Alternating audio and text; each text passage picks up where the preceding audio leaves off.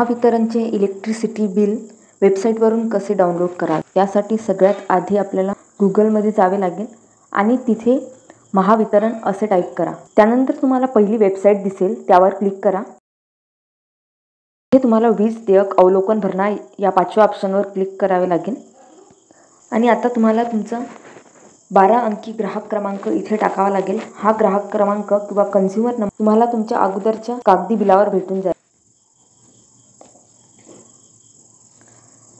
Consumer number टाकल्यानंतर खाली तुम्हाला एक कॅप्चा कोड दिसेल. तो कॅप्चा कोड जसा आहे तसा फिल करा आणि त्यानंतर खाली तुम्हाला माहिती नोंद करा असं ऑप्शन दिसेल, त्यावर क्लिक करा. जिथे तुम्ही तो कस्टमर नंबर आणि कॅप्चा फिल केलेला आहे त्याच्या खाली तुम्हाला एक पट्टी दिसेल. त्याच्यावर तुम्हाला असं एक व्ह्यू बिल नावाचं ऑप्शन दिसेल, त्यावर क्लिक करा आणि अशा प्रकारे तुम्ही महावितरणचं बिल ऑनलाईन पद्धतीने डाउनलोड करू शकता.